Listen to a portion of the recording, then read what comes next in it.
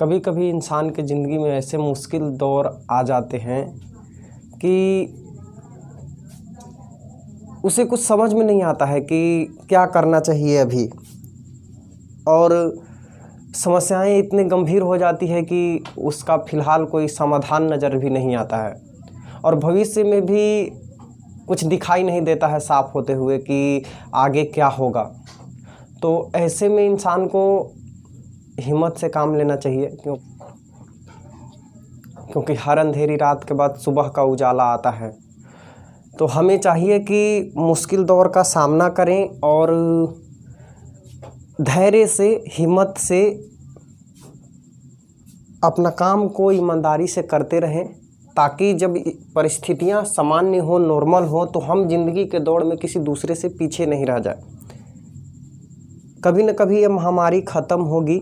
अभी भले ही सारी दुनिया परेशान है, लेकिन कभी न कभी तो ख़त्म होगी। तो इनडायरेक्टली मैं ये कह रहा हूँ कि आप अपनी पढ़ाई जारी रखिए, क्योंकि आने वाला समय जो है और बुरा होने वाला है। नौकरियां घटेगी, बेरोज़गारी बढ़ेगी। तो ऐसे में वही सफल होगा जो अभी के समय का सही इस्तेमाल करेगा, सही डायरेक्शन में मेहनत करेगा और अपने कर्तव्य के प्रति जागरूक रहेगा। तो आप अपना पढ़ाई जारी रखें, इसके साथ कोई समझौता ना करें। और हाँ, हम लोग इससे पहले ऑर्गेनिक केमिस्ट्री 12वीं क्लास के ऑर्गेनिक केमिस्ट्री का फर्स्ट चैप्टर जो कि halo alkane and hello Erin था, उसे कंप्लीट कर लिए हैं। उसका क्वेश्चन भी करवा दिए आपको, एनसीईआरटी पूरा सोल्व कर दिए हैं। हाँ, हम बोले थे कि इस चैप्टर से रिलेटेड जितने भी क्वेश्चन जेईई मेंस एडवांस में आए हैं उसे भी सोल्व करेंगे, उसे भी करवाएंगे। लेकिन बच्चों, अभी मेरे पास क्वेश्चन अवेलेबल नहीं है, क्योंकि मैं वीडियो दूसरे जगह से बना रहा हूँ। तो जब क्वेश्चन अवेलेबल होगा तो मैं उसका भी वीडियो बना के अपलोड कर दूंगा। तो अभी फ़िलहाल हम स्टार्ट करते हैं सेकंड चैप्टर, जो कि है एल्कोहल, फिनोल एंड ईथर। तो ऑर्गेनिक केमिस्ट्री का सेकंड चैप्टर हम लोग स्टार्ट करने वाले हैं आज, और बहुत ही इंटरेस्टिंग चैप्टर है। आपको बहुत मज़ा आएगा इसको पढ़ने में, बशर्ते आप पहला चैप्टर ध्यान से पढ़े हों। और बच्चों, फर्स्ट चैप्टर हमने बहुत डिटेल्स में पढ़ाया है आपको।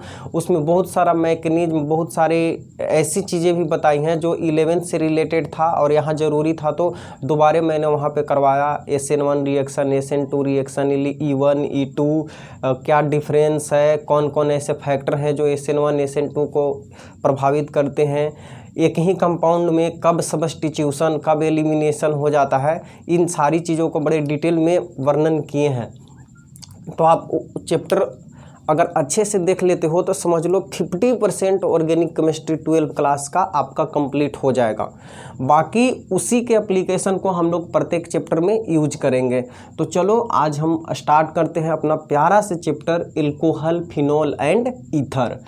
तो इसमें 3 चीज़ें पढ़नी है हमें। एक तो एल्कोहल के बारे में पढ़ेंगे, फिर फिनॉल के बारे में पढ़ेंगे और उसके बाद ईथर के बारे में पढ़ेंगे। अब सवाल ये आता है कि तीनों को एक साथ क्यों लिखे हैं आप, एल्कोहल, फिनॉल, ईथर। हम लोग पहले एल्कोहल भी पढ़ सकते थे, फिर फिनॉल पढ़ते और फिर ईथर पढ़ते। पढ़ेंगे वैसे ही, लेकिन चैप्टर का नाम जो है एनसीईआरटी में ऐसे ही दिया है। क्यों दिया है, इसका कारण है। देखो, ऐसा हो सकता था ना कि एल्काइल हैलाइड और एल्कोहल को एक साथ दे दे और हेलो एरिन और फिनॉल को एक साथ दे देता। क्या ज़रूरत थी कि एल्कोहल, फिनॉल और ईथर ही हम साथ में पढ़ें और हेलो एल्केन और हेलो एरिन साथ में पढ़ें। तो इसका कारण है, ऐसे ही नहीं है कि बस किसी को किसी के साथ पढ़ लिए। देखो, एल्कोहल क्या होता है। एल्कोहल जैसे CH3OH, ये मिथेनॉल है, जिसे हम मिथाइल एल्कोहल भी कहते हैं। और फिनॉल क्या होता है, बेंजीन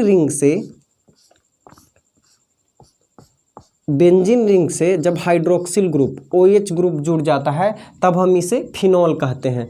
ऊपर वाला एल्कोहल है और नीचे वाला फिनॉल है।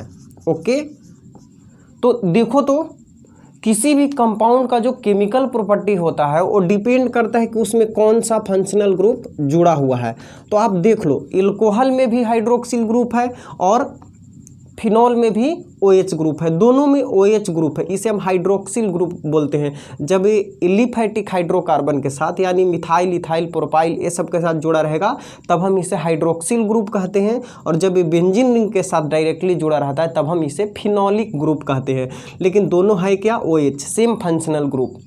तो दोनों में फंक्शनल ग्रुप, एल्कोहल और फिनॉल दोनों में फंक्शनल ग्रुप सेम होने के कारण इनका बहुत सारा जो गुण होता है वो एक दूसरे से मिलता जुलता है। तो इसलिए ऐसा नहीं है कि सारा गुण मिलता है, कुछ गुण अलग भी हैं, लेकिन मैक्सिमम प्रॉपर्टी जो होते हैं एक दूसरे से मिलते हैं, इसलिए हम इन दोनों को एक साथ स्टडी करते हैं। ओके, अच्छा, अब बात आती है ईथर का। तो फिर बताओ ईथर क्यों साथ में पढ़ते हैं? तो देखो एक कंपाउंड बनाते हैं CH3 CH2OH, ये क्या है बच्चों? This is ethanol. इथेनॉल या इथाइल एल्कोहल है, एक 2 कार्बन इथाइल हो गया और OH को एल्कोहल, इथाइल एल्कोहल। अच्छा, इसी को अगर हम दूसरे रूप में लिखें तो देखो तो आप CH3OCH3, देखो यहाँ पे कार्बन कितना है, 1 2 कार्बन और 3 2 5 और 1 6 हाइड्रोजन और 1 ऑक्सीजन, यानी 2 कार्बन 6 हाइड्रोजन और 1 ऑक्सीजन। और इसमें देखो तो 1 2 कार्बन 3 3 6 हाइड्रोजन और 1 ऑक्सीजन, मतलब दोनों का मॉलिक्यूलर फार्मूला सेम है, दोनों कंपाउंड का मॉलिक्यूलर फार्मूला सेम है, लेकिन फंक्शनल ग्रुप अलग अलग है। यहाँ पे OH एल्कोहल फंक्शनल ग्रुप है और यहाँ पे फंक्शनल ग्रुप ईथर है। तो एल्कोहल और ईथर में ये कंपाउंड क्या हुआ, एल्कोहल हुआ और ये हुआ डाईमिथाइल ईथर, डाईमिथाइल ईथर। तो एल्कोहल और ईथर दोनों का मॉलिक्यूलर फार्मूला सेम है, फंक्शनल ग्रुप अलग अलग है। मतलब ये हुआ कि एल्कोहल और ईथर एक दूसरे का फंक्शनल आइसोमर होते हैं, क्रियाशील समावयवी। फंक्शनल आइसोमर किसे कहते हैं? वैसे कंपाउंड जिनके मॉलिक्यूलर फार्मूला तो सेम हो लेकिन उनमें फंक्शनल ग्रुप अलग अलग हो। तो यहाँ पे मॉलिक्यूलर फार्मूला सेम है बट फंक्शनल ग्रुप अलग अलग है। तो एल्कोहल और ईथर एक दूसरे का फंक्शनल आइसोमर होते हैं, क्रियाशील समावयवी, इसलिए ईथर को भी हम एल्कोहल के साथ ही पढ़ लेते हैं। क्लियर हो गया? देखो फिर से एक बार, एल्कोहल, फिनॉल और ईथर को हम साथ में स्टडी क्यों करते हैं? तो कारण है, एल्कोहल और फिनॉल में सेम फंक्शनल ग्रुप OH होता है और एल्कोहल और ईथर एक दूसरे के फंक्शनल आइसोमर होते हैं। तो इसके वजह से तीनों का जो प्रॉपर्टीज होता है वो एक दूसरे से मिलता जुलता है। इसी कारण हम एल्कोहल, फिनॉल और ईथर को एक दूसरे के साथ पढ़ लेते हैं। क्लियर हो गया बच्चों? तो चलो, ये तो बात की हमने कि एल्कोहल, फिनॉल एंड ईथर को साथ में क्यों पढ़ते हैं। ठीक है, अब देखो इस चैप्टर को हम पढ़े क्यों, क्या इम्पोर्टेंस है एल्कोहल का हमारी दैनिक जीवन में। एल्कोहल इम्पोर्टेंट है, जैसे कोई चीज़ हमारे लिए इम्पोर्टेंट हो ही नहीं, महत्व उसकी कोई उपयोगिता ही नहीं हो तो हम क्यों फालतू का टाइम बर्बाद करेंगे उसमें। हम इंसान बहुत स्वार्थी हैं, हम सिर्फ उन्हीं चीज़ों के बारे में या उन्हीं चीज़ों में दिलचस्पी रखते हैं जिनसे हमारा डायरेक्टली या इनडायरेक्टली कुछ लाभ जुड़ा हुआ होता है। अब दुनिया में कोई भी चीज़ ऐसे देख लो, अब बोलोगे आप कि सर ऐसे कैसे कह सकते हैं। हम लोग जलवायु के बारे में पढ़ते हैं, पर्वत के बारे में पढ़ते हैं, वायुमंडल के बारे में पढ़ते हैं, तो क्या सब में लाभ छुपा हुआ है? बिल्कुल, हर चीज़ में लाभ छुपा हुआ है। अगर आप जलवायु के बारे में पढ़ते हो तो भारत एक कृषि प्रधान देश है, यहाँ की जलवायु यहाँ की जो कृषि है जलवायु पे निर्भर करती है, इसलिए उसके बारे में हम जानकारी प्राप्त करते हैं। अब जलवायु को जानने के लिए समुद्र, पृथ्वी या जितने भी प्रकृति के घटक हैं उन सारी चीज़ों को जानना पड़ता है हमें। तो हर चीज़ में जिसके बारे में हम जानकारी लेते हैं कहीं ना कहीं हमारा प्रत्यक्ष या अप्रत्यक्ष लाभ जुड़ा हुआ होता है। तो बच्चों, एल्कोहल को भी हम बिना मतलब के नहीं पढ़ते हैं, इसका बहुत इंपॉर्टेंस है हमारे दैनिक जीवन में।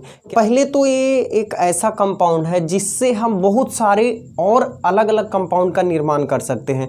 जैसे एल्कोहल से आप ईथर का निर्माण कर सकते हो इजीली, एल्कोहल से आप एसिटिक एसिड सिरका का निर्माण कर सकते हो।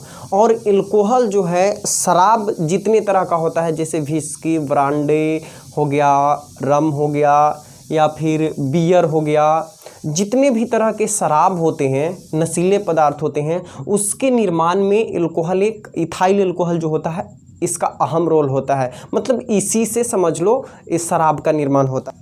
फिनॉल का उपयोग भी कई प्रकार के दवाइयों के निर्माण में, प्लास्टिक के निर्माण में और कई तरह के बहुलक जैसे बैकेलाइट इत्यादि के निर्माण में होता है। तो हम बारी बारी से सबके बारे में डिटेल में स्टडी करेंगे। आप ध्यान से और कॉपी पेन लेके बैठ जाओ और मेरे साथ नोट्स बनाना स्टार्ट करो। ध्यान से समझना, उसके बाद जब हम लिखने के लिए टाइम देंगे तो आप लिखना। और एक बात बच्चों, हम लोग एल्कोहल और फिनॉल को साथ साथ पढ़ेंगे, लेकिन ईथर को चूँकि चैप्टर ने एनसीईआरटी में साथ में दिया है तो हम यहाँ पे साथ में लिख लिए और आपको बता भी दिए कि साथ में क्यों दिया था।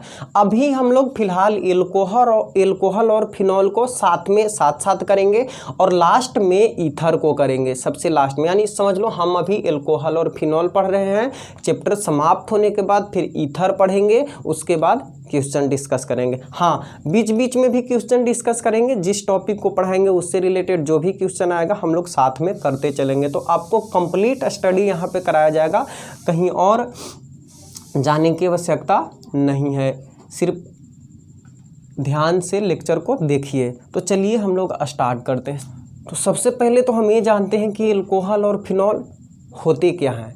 तो देखो, alcohol and phenol,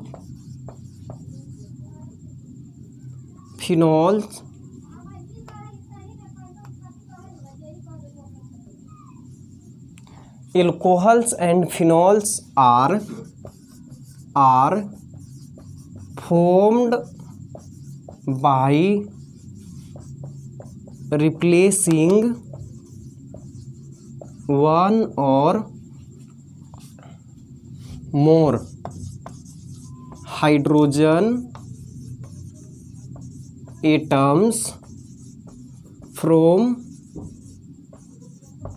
aliphatic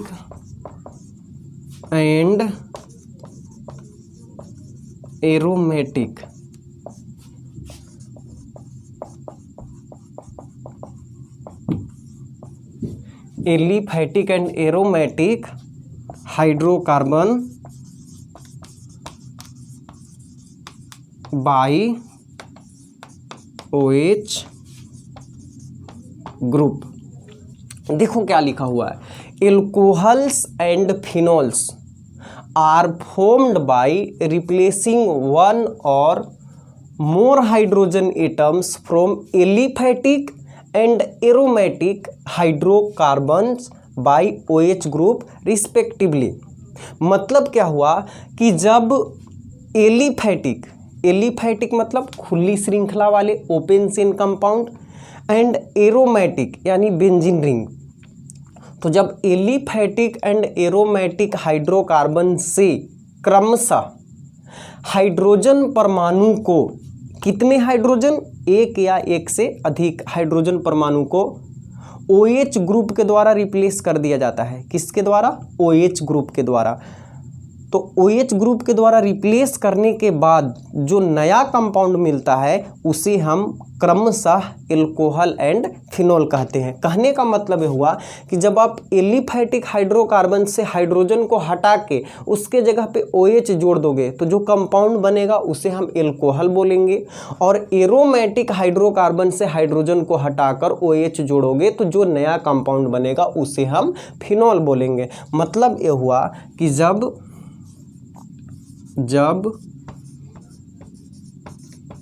aliphatic एवं एरोमेटिक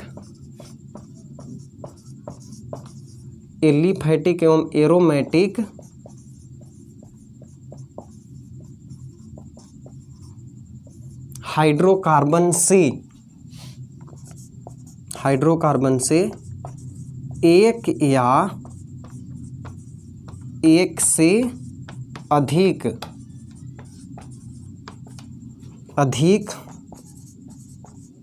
हाइड्रोजन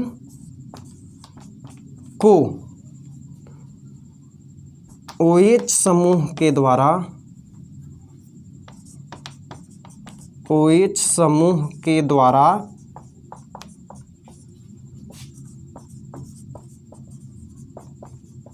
प्रतिस्थापित कर देते हैं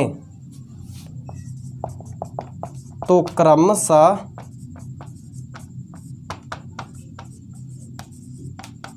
एल्कोहल एवं फिनोल का निर्माण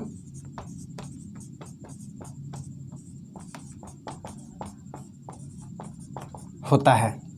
देखो, जब एलिफैटिक एवं एरोमेटिक हाइड्रोकार्बन से एलिफैटिक या aliphatic means open chain compound, खुली श्रृंखला वाले हाइड्रोकार्बन, और एरोमेटिक का मतलब बेंजीन रिंग। तो जब एलिफैटिक हाइड्रोकार्बन या एरोमेटिक हाइड्रोकार्बन से एक या एक से अधिक हाइड्रोजन को OH समूह के द्वारा प्रतिस्थापित कर दिया जाता है, तो जो नया कंपाउंड बनता है उसे हम क्रमशः एल्कोहल एवं फिनोल कहता है। दैट मीन्स एलिफैटिक हाइड्रोकार्बन से एल्कोहल का निर्माण होगा और एरोमेटिक हाइड्रोकार्बन से फिनोल का निर्माण होगा bye replacing one or more hydrogen atom by hydroxyl group, isn't it. अच्छा, अब आगे देखो, हम लोग ये तो डिफिनेशन की बात हुई। अब देखो, इसको सिंपल में हम लिख देते हैं, आपको समझने में आसानी होगा। Aliphatic hydrocarbon, aliphatic hydrocarbon, aliphatic hydrocarbon, यहां से आपको क्या करना है, हाइड्रोजन एटम को बाहर निकालना है। एक या एक से अधिक हाइड्रोजन एटम बाहर निकलेगा और इसके जगह पे जुड़ेगा क्या बच्चों, OH ग्रुप। तो एलिफैटिक हाइड्रोकार्बन से हाइड्रोजन हटा और OH ग्रुप जुड़ गया, मतलब H रिप्लेस हो गया किसके द्वारा, OH के द्वारा। तो जो नया कंपाउंड बनेगा उसे ही हम बोलेंगे एल्कोहल। क्या बोलेंगे, एल्कोहल बोलेंगे, है नहीं जी। और aromatic hydrocarbon, aromatic hydrocarbon,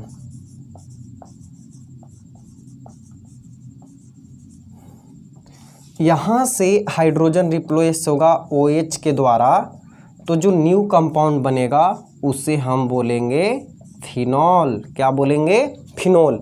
aliphatic hydrocarbon से हाइड्रोजन रिप्लेस हुआ OH के द्वारा, एल्कोहल बन गया। और एरोमेटिक हाइड्रोकार्बन से हाइड्रोजन रिप्लेस हुआ OH के द्वारा, तो क्या बना, फिनोल बना। आप फिलहाल इसे लिखो, फिर हम बढ़ते हैं यहाँ से आगे, कुछ एग्जाम्पल करते हैं। बच्चों, अब हम लोग कुछ एग्जाम्पल कर लेते हैं। जैसे देखो,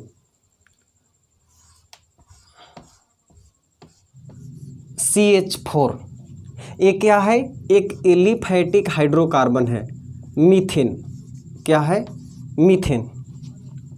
तो नाम हम लोग बाद में लिखेंगे, अभी सिर्फ जानो कि एक एलिफैटिक हाइड्रोकार्बन है मीथेन, और इससे हाइड्रोजन को रिप्लेस करेंगे किसके द्वारा, OH के द्वारा। तो क्या मिलेगा, अभी CH4 है, एक हाइड्रोजन बाहर हुआ, बन गया CH3 और जुड़ेगा कौन, OH, तो ये हो गया एल्कोहल। यहाँ पे एल्केन था, एल्केन से क्या बन गया, एल्कोहल। ये मीथेन था और मीथेन से बन गया मीथेनॉल। ओके, ये मीथेन और ये हो गया मीथेनॉल। उसके बाद C2H6, ये क्या है, इथेन है। इथेन से एक हाइड्रोजन रिप्लेस कर दो OH के द्वारा, तो ये बन जाएगा C2H5OH और इसे हम बोलेंगे इथेनॉल। उसके बाद और खुद से बहुत सारा एग्जाम्पल आप कर सकते हो, जैसे C8H18 है, C8H18, तो यहाँ से एक हाइड्रोजन रिप्लेस कर दो OH के द्वारा, जाएगा C8H18OH। तो ये भी क्या हो गया, ये सारा का सारा आप देख रहे हो, इधर है एल्केन, ये जो हमने बनाया है वो है एल्केन, और इधर जो बनाया है वो सारे के सारे क्या हैं, एल्कोहल है। मतलब एल्केन से, एलिफैटिक हाइड्रोकार्बन एल्केन से या एल्कीन से भी, एल्काइन से भी, तो जनरली एल्केन से एक हाइड्रोजन को हम लोग रिप्लेस किए किसके द्वारा, OH के द्वारा, जो कंपाउंड बना उसे बोले एल्कोहल। और एक ले लेते हैं, देखो बेंजीन रिंग C6H6, ये क्या है, बेंजीन रिंग है। बेंजीन रिंग को ही हम लोग एरोमेटिक, बेंजीन जो होता है एरोमेटिक होता है, एक क्या होता है, एरोमेटिक, एलिफैटिक, ये सारा कुछ हम लोग जब ऑर्गेनिक का सबसे पहला लेक्चर पढ़े थे वहाँ पे हम लोगों ने पढ़ा था हाइड्रोकार्बन का क्लासिफिकेशन, तो सारी चीज़ हम डिस्कस किए थे। तो ये बेंजीन रिंग से हाइड्रोजन को हम लोग रिप्लेस करेंगे OH के द्वारा। जब बेंजीन रिंग से बेंजीन ही क्या है, एरोमेटिक हाइड्रोकार्बन है। तो और भी बहुत सारे हैं, लेकिन एरोमेटिक हाइड्रोकार्बन का मुख्य कंपाउंड जो होता है वो बेंजीन होता है। यानी हम ऐसे कह सकते हैं कि benzene is the mother of all aromatic hydrocarbon. जितने भी एरोमेटिक हाइड्रोकार्बन है वो बेंजीन से ही उत्पन्न होते हैं। तो बेंजीन से हाइड्रोजन को हम हाइड्रोक्सिल ग्रुप के द्वारा रिप्लेस करेंगे, तो जो नया कंपाउंड बनेगा C6H5OH, इसे हम फिनॉल के नाम से जानते हैं। बेंजीन से हाइड्रोजन को रिप्लेस किए किसके द्वारा, OH के द्वारा, तो क्या बन गया, फिनॉल। तो सिंपली बच्चों, ऐसे तो बहुत सारे एग्जाम्पल बन जाएंगे, तो आप सिंपली लिख सकते हो कि RH ये क्या है, ये है एलिफैटिक हाइड्रोकार्बन को हम ऐसे रिप्रेजेंट करते हैं, और इससे हाइड्रोजन रिप्लेस होगा OH के द्वारा, तो बनेगा एल्कोहल। और ये है एरोमेटिक हाइड्रोकार्बन, एरोमेटिक हाइड्रोकार्बन को AR सिंगल बॉन्ड H से रिप्रेजेंट करते हैं। तो एरोमेटिक हाइड्रोकार्बन से जब हाइड्रोजन रिप्लेस होगा, तो एलिफैटिक हाइड्रोकार्बन से हाइड्रोजन रिप्लेस होगा OH के द्वारा, तो एल्कोहल बनेगा। और एरोमेटिक हाइड्रोकार्बन से निकलेगा तो क्या बनेगा बच्चों, फिनॉल। तो ये था हमारा इसका कुछ एग्जाम्पल एलिफैटिक और एरोमेटिक हाइड्रोकार्बन का, सॉरी एल्कोहल और फिनॉल का। तो लिख लो इसको, फिर हम अब बढ़ते हैं classification of alcohol and phenol. अगला टॉपिक है हमारा क्लासिफिकेशन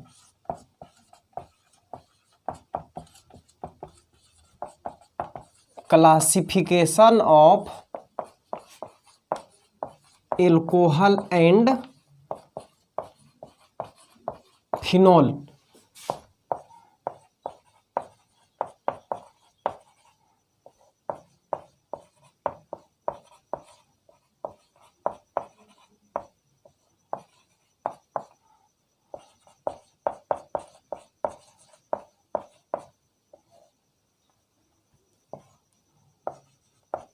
एल्कोहल एवं फिनॉल का वर्गीकरण।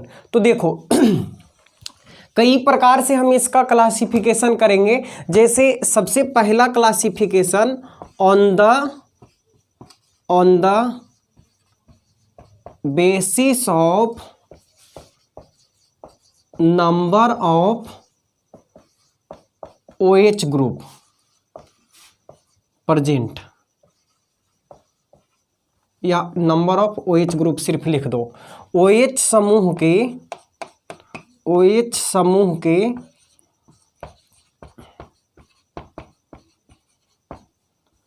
संख्या के आधार पर, OH समूह के संख्या के आधार पर, on the basis of number of OH group, कि जो हमारे पास एल्कोहल है उसमें कितने OH ग्रुप प्रेजेंट हैं, या फिनॉल है उसमें कितने OH ग्रुप, कितने हाइड्रोक्सिल ग्रुप प्रेजेंट है। तो उसके आधार पे सबसे पहला होगा हमारा monohydric alcohol. Monohydric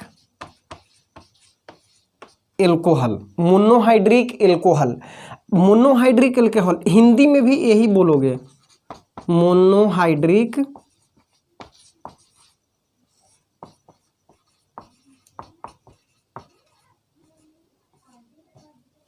monohydric alcohol. तो मोनो मतलब क्या होता है बच्चों? मोनो मतलब एक होता है, मोनो मतलब एक, डाई मतलब दो, ट्राई मतलब तीन। तो मोनोहाइड्रिक का मतलब हुआ कि जिसमें वन OH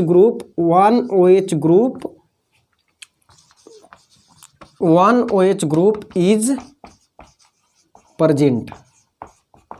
वैसे एल्कोहल या फिनॉल जिसमें सिर्फ एक ही हाइड्रोक्सिल ग्रुप प्रेजेंट रहेगा, एक ही OH ग्रुप प्रेजेंट रहेगा, तो उसे हम मोनोहाइड्रिक एल्कोहल कहेंगे। जैसे एग्जाम्पल के लिए देख लो, एग्जाम्पल के लिए CH3OH हो गया, CH3CH2OH हो गया, ये हो गया monohydric alcohol, monohydric alcohol. Okay, जिसमें सिर्फ एक OH ग्रुप प्रेजेंट रहेगा तो उसे हम मोनोहाइड्रिक एल्कोहल बोलेंगे। और मोनोहाइड्रिक फिनॉल की अगर हम बात करें,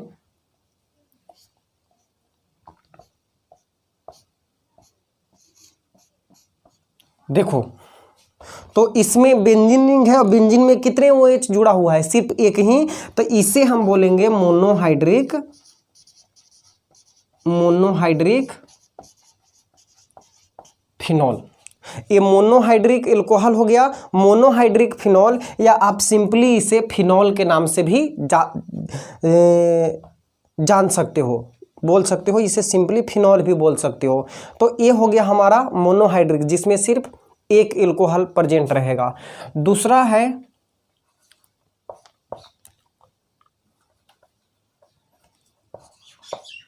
इसमें बी होगा डाईहाइड्रिक। डाईहाइड्रिक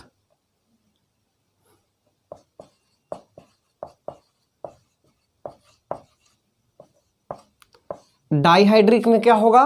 तो डाईहाइड्रिक में दो एल्कोहल प्रेजेंट रहेंगे, दो OH group, 2 OH groups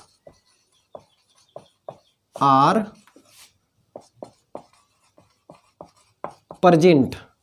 2 OH group अगर प्रेजेंट रहता है तो उसे हम डाईहाइड्रिक बोलेंगे। जैसे एग्जाम्पल के लिए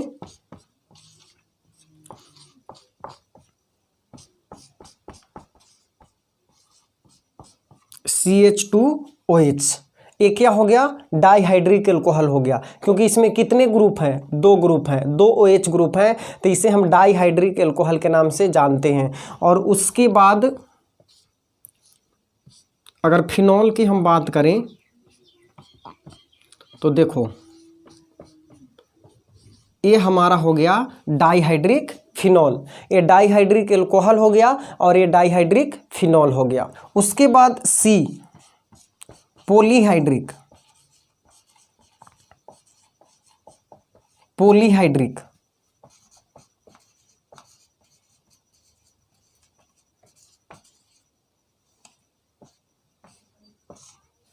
C पॉलीहाइड्रिक। पॉलीहाइड्रिक एल्कोहल या फिनॉल किसे कहेंगे? जिसमें more than 2 OH groups are present. तो पॉलीहाइड्रिक किसे बोलेंगे बच्चों? जिसमें दो से अधिक OH ग्रुप प्रेजेंट रहे। जैसे एग्जाम्पल के लिए देख लो आप, CH2OH, CHOH, CH2OH। देखो तो इसमें कितने एल्कोहल हैं, कितने OH ग्रुप प्रेजेंट है? दो से अधिक है ना, तो इसे हम बोलेंगे पॉलीहाइड्रिक। पॉली मतलब होता है ढेर सारा। और अगर हम फिनॉल की बात करें, पॉलीहाइड्रिक फिनॉल की, तो इसमें भी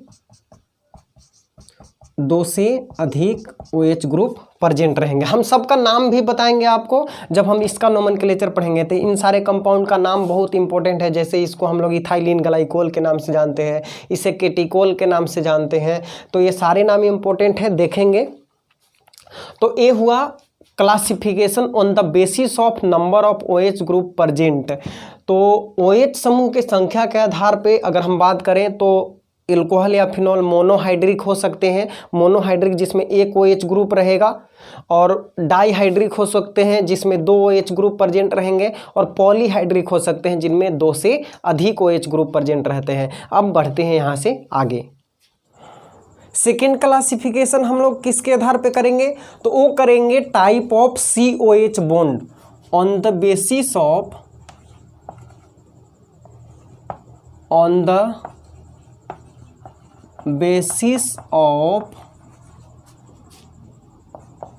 टाइप ऑफ COH बॉन्ड, यानी जिस कार्बन से एल्कोहल OH ग्रुप जुड़ा हुआ है, जिस कार्बन से हाइड्रोक्सिल ग्रुप जुड़ा हुआ है, वो किस टाइप का कार्बन है, वो 1 डिग्री है, प्राइमरी है, सेकेंडरी है कि टर्शियरी है, या फिर विनाइलिक कार्बन है कि एलाइलिक कार्बन है, sp2 हाइब्रिडाइजेशन है इसका कि sp3 हाइब्रिडाइजेशन है, इस आधार पे हम लोग क्लासिफिकेशन करेंगे। तो देखो बच्चों ध्यान से, हमारा सेकेंड क्लासिफिकेशन, इसमें पहला है हैविंग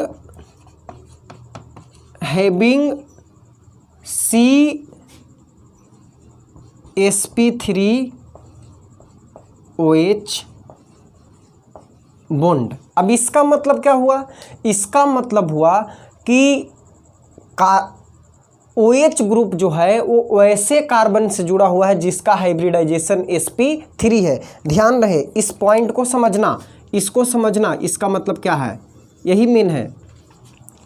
हम अब इस आधार पे क्लासिफिकेशन करेंगे कि कार्बन OH ग्रुप जो है वो किस प्रकार के कार्बन से जुड़ा हुआ है। तो उसमें यहाँ पे लिखा हुआ भी है on the basis of type of carbon and on the basis of type of COH bond, यानी OH जो है किस प्रकार के कार्बन से जुड़ा हुआ है। तो इसमें फर्स्ट टाइप है कि OH उस प्रकार के कार्बन से जुड़ा हुआ होगा जिसका हाइब्रिडाइजेशन होगा sp3।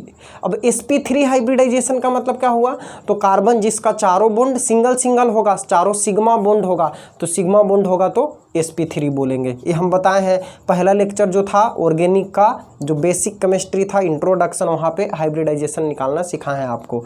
चलो देख लेते हैं, जैसे हम कुछ एग्जाम्पल लेते हैं, CH3 CH2OH, और एग्जाम्पल लेते हैं CH3 CH2 CH3OH, और एक एग्जाम्पल लेते हैं CH3 सिंगल बॉन्ड CH3 और OH। अच्छा बच्चों, अब इसमें देखो, ध्यान दो, यहाँ पे OH ग्रुप है और इस कार्बन से जुड़ा हुआ है, इस कार्बन से, मतलब इसको अगर हाइड्रोजन को यहाँ से हम सेपरेट करें तो एक हाइड्रोजन यहाँ होगा और एक हाइड्रोजन यहाँ होगा। तो इसका चारों बॉन्ड सिंगल सिंगल है तो चारों सिग्मा बॉन्ड होगा, और जब चारों सिग्मा बॉन्ड है मतलब कि इसका हाइब्रिडाइजेशन क्या है, sp3 है, इस कार्बन का हाइब्रिडाइजेशन sp3 है। तो यही तो लिखा हुआ है कि OH उस टाइप के कार्बन से जुड़ा हुआ होगा जिसका हाइब्रिडाइजेशन sp3 हो, तो इस तरह का होगा। यहाँ पे भी देख लो, यहाँ पे सिंगल बॉन्ड है, सिंगल बॉन्ड है, सिंगल बॉन्ड है, और ये हाइड्रोजन भी क्या करेगा, सिंगल बॉन्ड ही बनाएगा। तो इस कार्बन का हाइब्रिडाइजेशन भी हमारे पास है sp3, और इसी कार्बन से OH जुड़ा हुआ है। यहाँ भी देख लो चारों सिंगल बॉन्ड है तो इस कार्बन का भी हाइब्रिडाइजेशन होगा sp3, और sp3 कार्बन से OH जुड़ा हुआ है। तो यही लिखा हुआ है कि OH उस टाइप के कार्बन से जुड़ा हुआ हो जिसका हाइब्रिडाइजेशन कितना हो बच्चों, sp3 हो। ओके, अच्छा अब एक चीज़ यहाँ पे देखो, ये सब देख रहे हो मोनोहाइड्रिक एल्कोहल है। कैसे एल्कोहल है ये सब के सब मोनोहाइड्रिक एल्कोहल है, मोनोहाइड्रिक एल्कोहल। इसमें भी एक ही OH ग्रुप है, यहाँ भी एक ही OH ग्रुप है और यहाँ भी एक ही OH ग्रुप है, तो मोनोहाइड्रिक एल्कोहल है। अच्छा, अब देखो, अगर हम कार्बन का एक और टाइप डिस्कस करें यहाँ पे, तो ये कार्बन जो है सिर्फ एक कार्बन से जुड़ा हुआ है। ये जिस कार्बन से OH जुड़ा है, ध्यान देना, जिस कार्बन से OH जुड़ा है वो कार्बन अन्य एक कार्बन से जुड़ा हुआ है। तो जब कार्बन सिर्फ एक कार्बन से जुड़ा हुआ हो तो उसे हम बोलते हैं प्राइमरी कार्बन। क्या बोलते हैं? प्राइमरी। तो ये जो हमारा एल्कोहल है 1 डिग्री या प्राइमरी एल्कोहल है, 1 डिग्री या प्राइमरी एल्कोहल है, ध्यान रहे, ये 1 डिग्री या प्राइमरी एल्कोहल भी आप बोल सकते हो। उसके बाद देखो, जिस कार्बन से OH जुड़ा है वो अन्य 2 कार्बन से जुड़ा हुआ है, 2 अलग अलग कार्बन से, तो ये 2 डिग्री या सेकेंडरी एल्कोहल हो गया, सेकेंडरी एल्कोहल, 2 डिग्री या सेकेंडरी एल्कोहल हो गया। अच्छा, अब इसे देखो तो यहाँ पे जिस कार्बन से OH जुड़ा हुआ है ये कार्बन अन्य 3 कार्बन से जुड़ा हुआ है, तो इस तरह के कार्बन को हम लोग 3 डिग्री या टर्शियरी कार्बन बोलते हैं। तो ये एल्कोहल हमारा 3 डिग्री या टर्शियरी एल्कोहल हो गया। तो इस तरह से मोनोहाइड्रिक एल्कोहल को हम लोग पुनः कितने भाग में बांट लिए? 3 भाग में, प्राइमरी, सेकेंडरी और टर्शियरी। अगर OH ग्रुप प्राइमरी कार्बन से जुड़ा हुआ रहेगा तो प्राइमरी एल्कोहल, अगर सेकेंडरी कार्बन से जुड़ा हुआ रहेगा तो सेकेंडरी एल्कोहल, और 3 डिग्री कार्बन यानी टर्शियरी कार्बन से जुड़ा हुआ रहेगा तो हम इसे बोलेंगे टर्शियरी एल्कोहल। तो ये था क्लासिफिकेशन, और इसमें सब में कार्बन का हाइब्रिडाइजेशन कितना है बच्चों? sp3 है, क्योंकि कार्बन सिंगल सिंगल बॉन्ड का निर्माण कर रहा है और चारों सिग्मा बॉन्ड बनेंगे तो हाइब्रिडाइजेशन sp3 होगा। लिखें आप इसको, फिर और आगे बढ़ते हैं, कुछ और टाइप देखते हैं। इसी में एक चीज और डिस्कस कर लेते हैं, एलाइलिक एल्कोहल, एलाइलिक एल्कोहल। अच्छा बताओ तो बच्चों, आपको याद है एलाइल आपको हम किसे बताए थे? देखो, CH2 double bond CH single bond CH2 और OH। अब इसे देखो तो ये दोनों कार्बन जो है ये डबल बॉन्डेड कार्बन है, तो ये डबल से दूसरा कार्बन, डबल से ये फर्स्ट कार्बन हुआ, डबल से दूसरा कार्बन जो है इसे हम बोलते हैं एलाइलिक कार्बन। डबल से नेक्स्ट वाला जो कार्बन है, डबल से नेक्स्ट वाला जो कार्बन है उसे हम बोलते हैं एलाइलिक कार्बन, और इसमें एलाइलिक कार्बन से जुड़ा हुआ है OH, तो इसे हम बोलेंगे एलाइल एल्कोहल। क्या बोलेंगे? एलाइल एल्कोहल बोलेंगे, एलाइल एल्कोहल।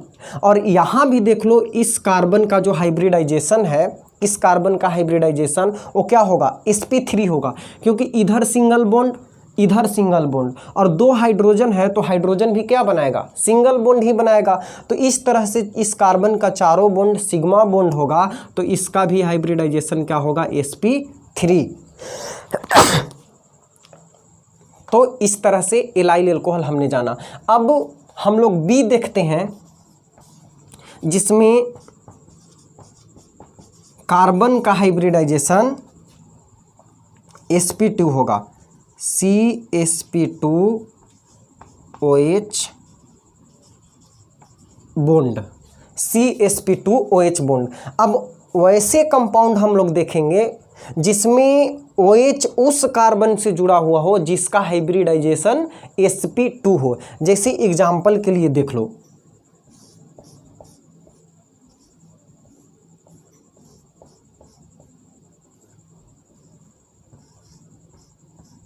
इसे जरा ध्यान से देखो, देखो तो यहाँ पे देखो, ये दोनों डबल बॉन्डेड कार्बन है, तो डबल बॉन्डेड, डबल से जो फर्स्ट वाला कार्बन होता है, डबल से फर्स्ट वाला कार्बन जो होता है इसे हम विनाइलिक कार्बन बोलते हैं। ये पहला चैप्टर में हम कई बार आपको बताए हैं, अगर पहले वाला लेक्चर देखे हैं तो जान रहे होंगे, नहीं देखे हैं तो प्लेलिस्ट बनाया हुआ है, देख ले।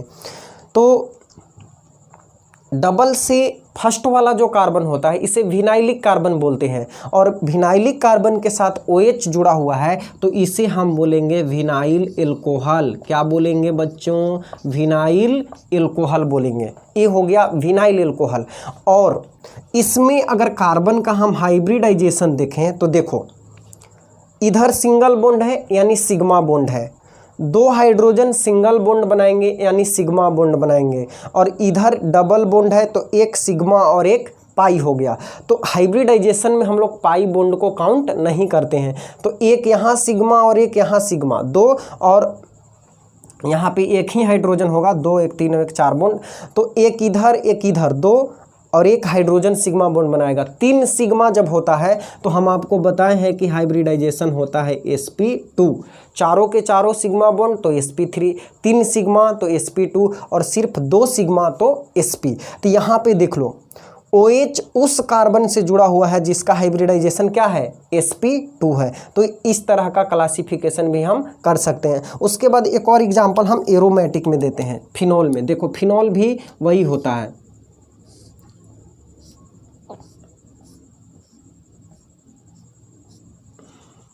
ये बेंजीन हो गया, बेंजीन में OH जोड़ दिए तो ये क्या हो गया? फिनॉल। फिनॉल। अब इस कार्बन से जुड़ा हुआ है कौन? OH। OH इस कार्बन से जुड़ा हुआ है। अब बताओ इस कार्बन का हाइब्रिडाइजेशन अब बताओ। तो इधर डबल बॉन्ड है तो एक सिग्मा और एक पाई हो जाएगा, इधर सिंगल बॉन्ड है तो सिग्मा और यहाँ पे सिग्मा, मतलब 3 सिग्मा बॉन्ड, तो इसका भी हाइब्रिडाइजेशन क्या होगा? sp2। तो फिनॉल भी इसी ग्रुप में आ जाएगा। ठीक है, तो इस तरह से हम लोगों ने क्लासिफिकेशन किया टाइप ऑफ बॉन्ड के आधार पे कि एल्कोहल OH जो है किस प्रकार के कार्बन से जुड़ा हुआ है। तो इसमें पहला देखें कि sp3 कार्बन से जुड़ा हुआ होगा, तो उससे हम फिर बांटे प्राइमरी, सेकेंडरी और टर्शियरी में। और उसके बाद एलाइल एल्कोहल देखें कि यहाँ पे भी क्या है? sp3 कार्बन से जुड़ा हुआ है, और इसे हम बोले एलाइल एल्कोहल, क्योंकि डबल से नेक्स्ट वाला को एलाइलिक कार्बन बोलते हैं। और फिर देखें sp2 कार्बन से OH जुड़ा हुआ है, तो इसमें एक विनाइल एल्कोहल और दूसरा फिनॉल आया। अब इतना लिखो, फिर आगे बढ़ते हैं। देखो नेक्स्ट है हमारा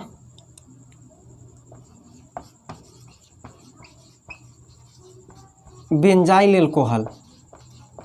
बेंजाइल एल्कोहल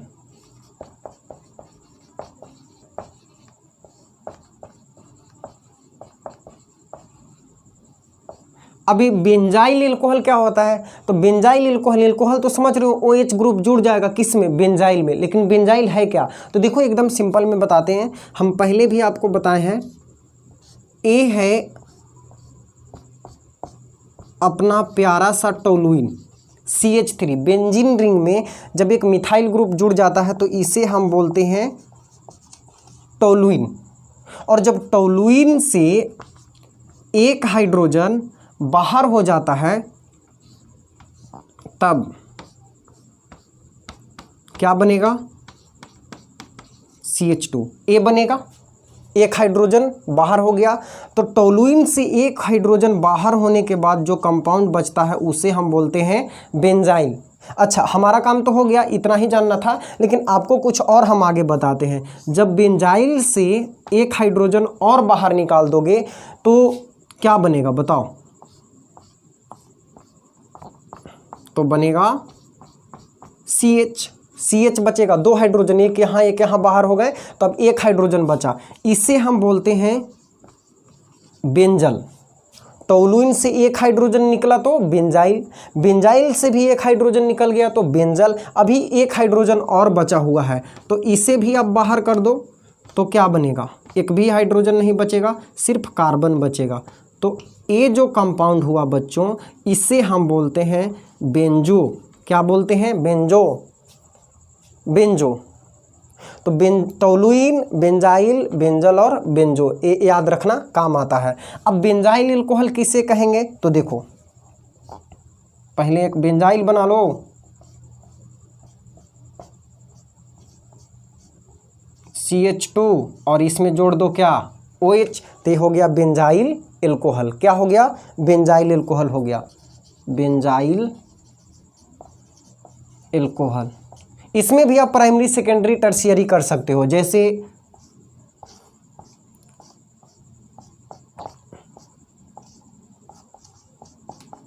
एक और हाइड्रोजन को हटा के यहाँ पे CH3 जोड़ दिए और एक हाइड्रोजन ही है, तो ये क्या हो गया, यहाँ पे देखो सिर्फ एक तरफ से एक ग्रुप जुड़ा हुआ है फिनाइल ग्रुप, तो ये हो गया 1 डिग्री 1 डिग्री 1 डिग्री, और यहाँ पे दो तरफ से एक इधर से ग्रुप जुड़ा है एक इधर से जुड़ा है, तो ये हो गया 2 डिग्री। उसी तरह इस हाइड्रोजन को भी हटा के अगर हम, ये भी बेंजाइल अल्कोहल है, और यहाँ पर भी अगर हम एक इधर से ग्रुप जोड़ दें एक इधर से जोड़ दें और यहाँ पे OH जोड़ दें, तो ये क्या हो गया 3 डिग्री या tertiary benzyl alcohol. Primary benzyl alcohol, secondary benzyl alcohol और टर्शियरी बेंजाइल अल्कोहल। तो इस तरह से हम लोगों ने देखा अल्कोहल का क्लासिफिकेशन कि अल्कोहल को कितने तरह से क्लासिफाई कर सकते हैं। ठीक है, अब साथ में फिनोल का भी देख लिए। अभी हम लोगों ने नामकरण नहीं सीखा है, ये सिर्फ हम आपको बता रहे थे क्लासिफाई करके कि अल्कोहल और फिनोल को कितने प्रकार से क्लासिफाई करते हैं। तो आओ बच्चों, अब हम लोग सीखते हैं अल्कोहल का नामकरण, नोमेनक्लेचर ऑफ अल्कोहल। अल्कोहल का नामकरण कैसे करेंगे, कैसे करते हैं नामकरण, चलो देखो। अल्कोहल के नामकरण का 3 सिस्टम है, 3 पद्धति है। देखो 3 पद्धति क्या है, एक बहुत ही पुराना सिस्टम है जिसमें पहले अल्कोहल को का नाम इस पद्धति में लिखा जाता था, आज वो उतना चर्चा में नहीं है। ऐसे तो जनरली हम लोग जानते हैं कि 2 सिस्टम है नोमेनक्लेचर का, एक है कॉमन नेम सिस्टम और दूसरा है IUPAC सिस्टम। एक और है जिसे हम बोलते हैं कार्बिनोल सिस्टम, तो वो आजकल चर्चा में नहीं है लेकिन हम लोग सीख लेंगे।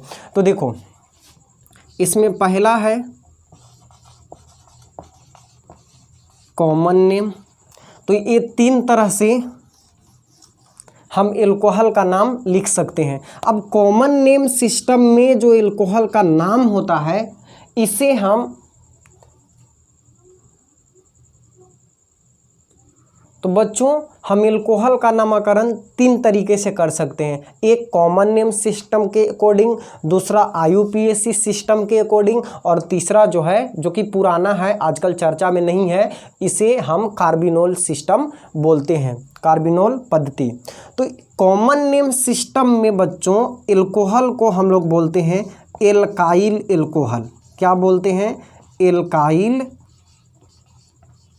अल्कोहल। कॉमन नेम सिस्टम में अल्कोहल को बोलते हैं एल्काइल अल्कोहल। जैसे कुछ एग्जाम्पल करते हैं, देखो CH3OH, CH3OH, तो देखो तो CH3 को क्या बोलते हैं, इसे मिथाइल बोलते हैं। एल्काइल यहाँ पे कौन सा एल्काइल ग्रुप है, मिथाइल ग्रुप है, और ये है अल्कोहल, तो लिखेंगे इसका नाम मिथाइल अल्कोहल। उसी तरह CH3 CH2OH, यहाँ पे कौन सा एल्काइल ग्रुप है, इथाइल ग्रुप है, तो हम लिखेंगे इथाइल अल्कोहल। और उसके बाद इस तरह से इसका नोमेनक्लेचर करते हैं। और हम लोग बड़ा बड़ा कंपाउंड भी देखेंगे जस्ट आगे। IUPAC सिस्टम में बच्चों हम लोग इसका नाम देते हैं एल्केनॉल। यानी जो जिस एल्केन से उस हाइड्रोजन को हटाने पर क्या होता है, एल्केन से हाइड्रोजन को हटा के OH जोड़ते हैं तो अल्कोहल बनता है। तो जिस एल्केन से हाइड्रोजन को हटा के OH जोड़े हैं तो उस एल्केन के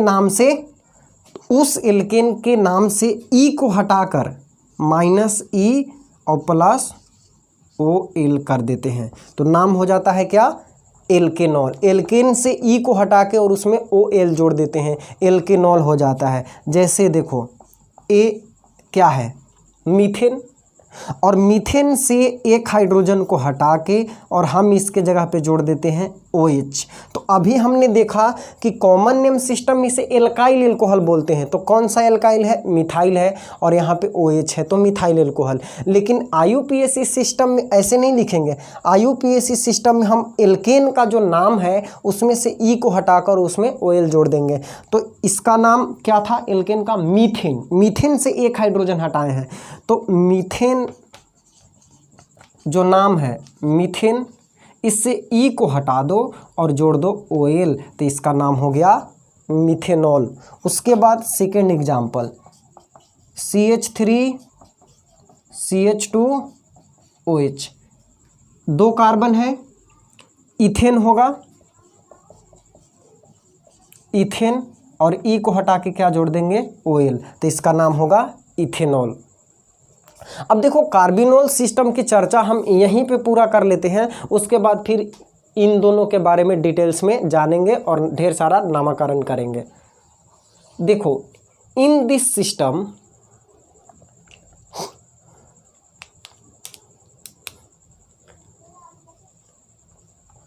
according to this system CH3OH is called carbinol,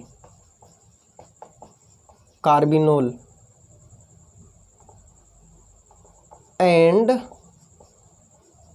all others alcohol are written as derivative of carbinol. देखो इस सिस्टम में कार्बिनोल सिस्टम के according to this system CH3OH जो है, CH3OH इसे हम कार्बिनोल कहते हैं। CH3OH is called carbinol. According to carbinol system जो मिथाइल एल्कोहल है, जिसे हम मिथेनॉल बोल रहे थे, उसे हम कार्बिनोल बोलते हैं, और बाकी जो अन्य एल्कोहल होते हैं उसे हम कार्बिनोल के डेरिवेटिव के रूप में लिखते हैं। जैसे इसका मतलब क्या हुआ कि कार्बिनोल का डेरिवेटिव, तो देखो ऊपर कुछ एग्जाम्पल करते हैं। जैसे CH3OH, तो इसका तो नाम हो गया कार्बिनोल, इसका नाम क्या है? कार्बिनोल। अगर हमारे पास दे दिया जाए CH3CH2OH, अब इसका नाम क्या होगा? तो देखो एकदम इजी है, इसे तो हम बोलेंगे कार्बिनोल। CH3OH को बोलते हैं ना कार्बिनोल, तो इसी से एक हाइड्रोजन हटा के इधर CH3 जोड़े हैं, तो इसे तो हम बोलेंगे कार्बिनोल। और ये क्या है? मिथाइल है, तब हम इसका नाम लिखेंगे मिथाइल कार्बिनोल। ओके, अच्छा नेक्स्ट, अगर इस तरह का कंपाउंड दे दे CH3OH, अब क्या नाम लिखेंगे? तो देखो इसे तो हम बोलेंगे कार्बिनोल, और कार्बिनोल में दोनों तरफ मिथाइल जुड़ा हुआ है, तब इसका नाम लिखेंगे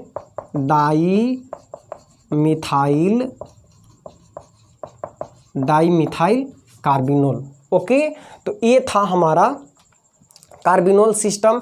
इसमें CH3OH को कार्बिनोल बोलते हैं, और बाकी जो एल्कोहल होते हैं उसे कार्बिनोल के डेरिवेटिव के रूप में लिखते हैं। तो ज़्यादा इम्पोर्टेंट नहीं है, बस जानकारी के लिए बता दिए, आप लिखो इतना।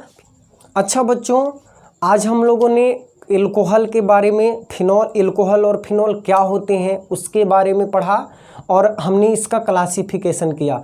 नेक्स्ट क्लास में हम लोग कॉमन नेम और IUPAC नेम पे और क्वेश्चन बनाएंगे। ढेर सारा कंपाउंड का नाम लिखना सीखेंगे, किसे normal propyl alcohol, isopropyl alcohol, secondary butyl alcohol, इस तरह का नोमेनक्लेचर करेंगे, और उसके बाद आइसोमेरिज्म पढ़ेंगे। तो आज के लिए इतना ही, मिलते हैं नेक्स्ट वीडियो में। Thank you so much.